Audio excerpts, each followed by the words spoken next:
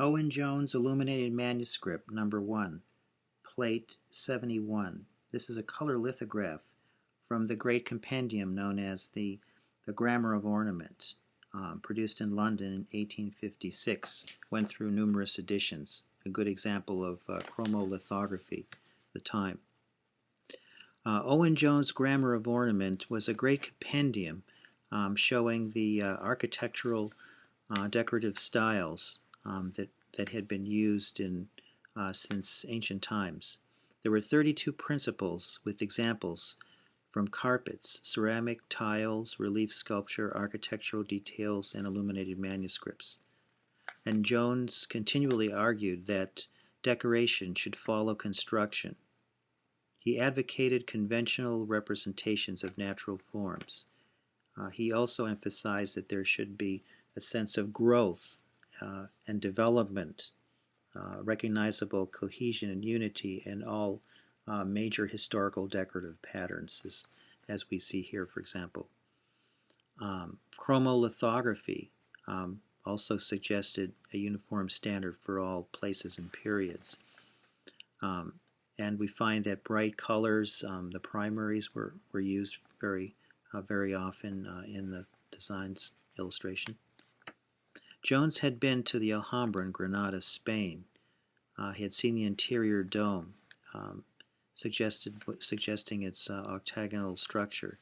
He had been to Gothic medieval cathedrals. And so he had been traveled through the Mediterranean and through Europe. And so he was familiar with many different patterns, historical patterns in different civilizations from the ancient Near East through the recent early modern. Charles Eastlake wrote his Hints on Household Taste in 1868, a book that went through numerous editions.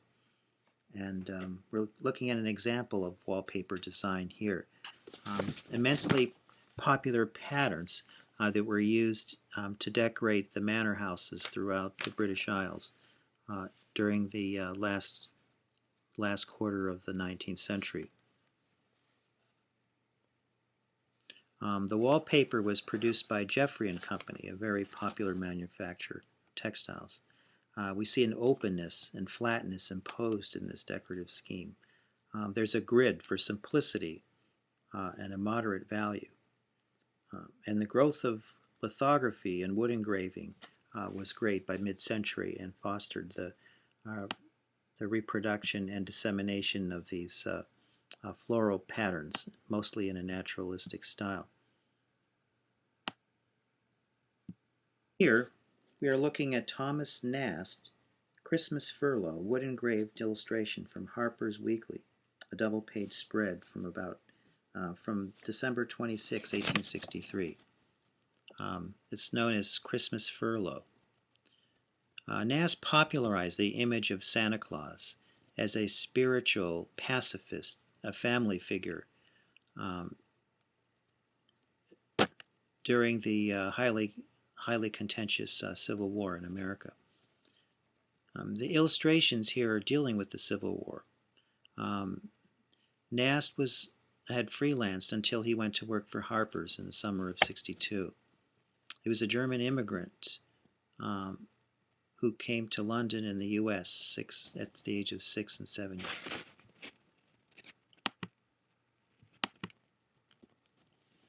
Thomas Nast, who came to the U.S. from London, a German immigrant at the age of 6 or 7 years of age, was a freelance illustrator until he went to work for Harper's Weekly in the summer of '62.